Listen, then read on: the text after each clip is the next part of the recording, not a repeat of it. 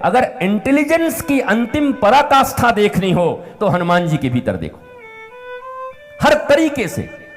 हमने तो कार्टून बना दिया कुछ दिन पहले हनुमान जी को, अब तो थोड़ा ठीक हो रहा है, नहीं तो हनुमान जी तो कार्टून की तरह घूमते रहे। हनुमान जी कार्टून हो गए, एक चैनल में वो सुपरमैन देख रहा है, दूसरे में बैटमैन, एक में शक्तिमान, तीसरे में हनुमान।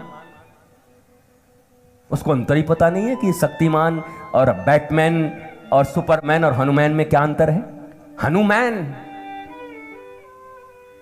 चलो प्रारंभिक जानकारी के लिए अच्छी है कि हनुमान जी के प्रति अब ये सुपर टूपर को छोड़ करके कम से कम हनुमान को देख रहा है, लेकिन उसके आगे की जानकारी उसे कौन देगा?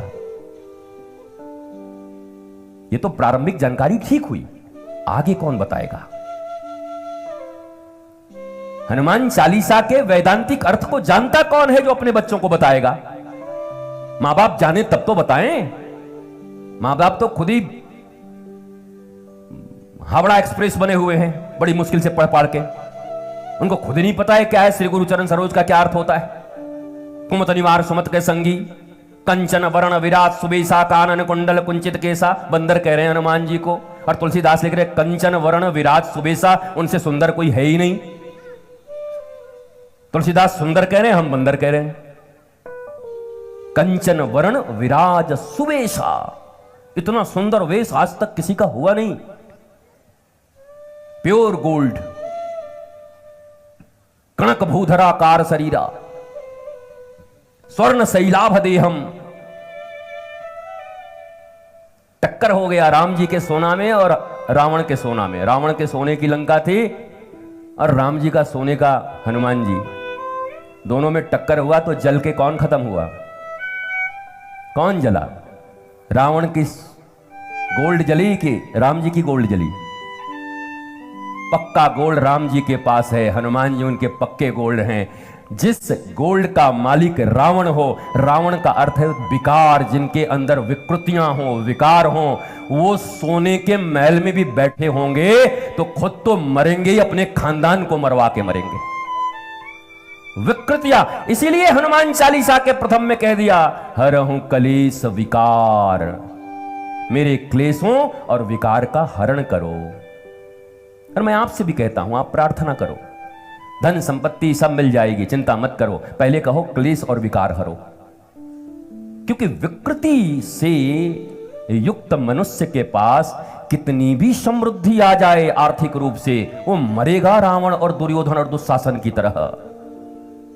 वो मरेगा ही प्रहलाद के पिता हिरण्यकश्यपु की तरह।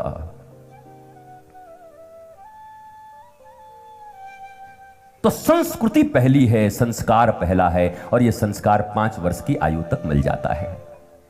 मुझे विश्वास है कि गोंदिया में बैठी हुई जितनी माताएं हैं वो इस बात को तो बहुत, और इस दुनिया में जो भी लोग इसे सुन रहे हैं वो इस बात के लिए 5 वर्ष तक अपने बच्चों के लिए तुम तपस्विनी बन जाओ। तपस्विनी। मदालसा एक मां रही जिसने 7 साल की आयु में अपने बेटों को आत्मज्ञान करा दिया, सेल्फ रियलाइज्ड पर्सनालिटी बना दिया। सेल्फ रियलाइज्ड 7 साल और 5 साल के बच्चे को बना दिया। मां मदालसा हो तो 5 साल में ही आत्मज्ञान संभव है। इसलिए मेरी मां, जन्म देना भी एक तपस्या है, प्रसूति तपस्या है, पर मैं आज कहता हूं जन्म देने से भी बड़ी तपस्या है 5 से 8 साल तक अपने बच्चों में संस्कार भर देना और पालन कर देना। इससे बड़ी तपस्या कुछ नहीं हो सकती। जीवन भर तुम्हारी सेवा करेगी, पिता का सेवा करेगा, समाज का सेवा करेगा, आध्यात्मिक होगा, और तुम फक्र से ऐसे सिर उठाकर कह सकोगे मेरा ही बच्चा है, मेरा ही बच्चा है।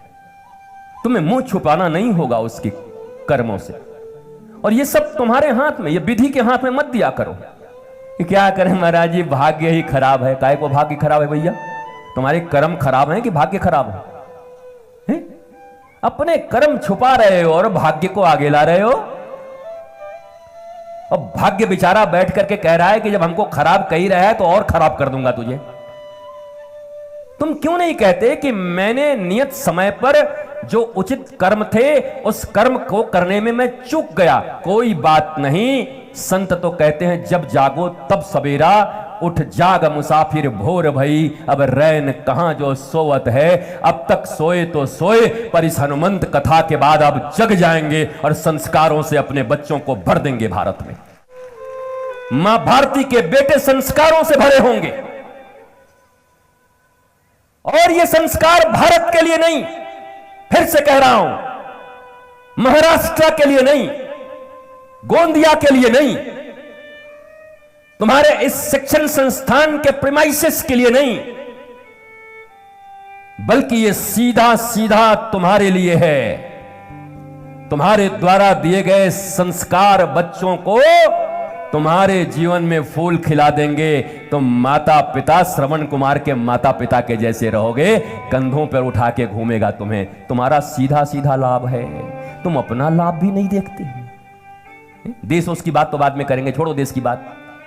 देश से किसको लेना देना इतना ज्यादा? अपनी जिंदगी झंड है और देश को हम देखें पहले। देश की सेवा करो, देश की सेवा करो, देश की सेवा करो। घर में यहां कोहराम मचा है, कहां देश की सेवा करें?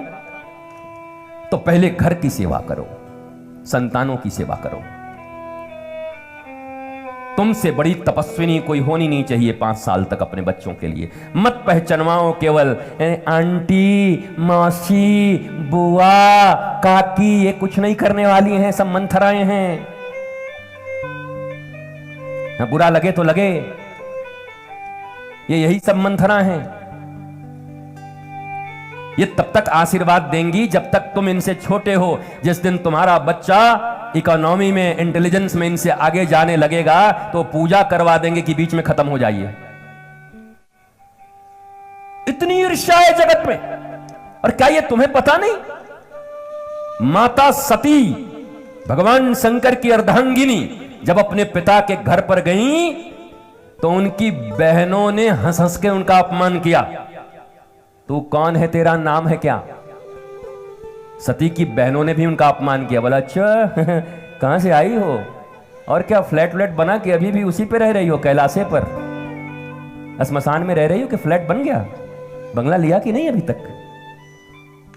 माता सती की बहनें उपेक्षात्मक दृष्टि से हंस रही थीं, लेकिन वो तो बर्दाश्त कर गई। पर जब पिता ने अपमान किया भगवान शिव का, तब वो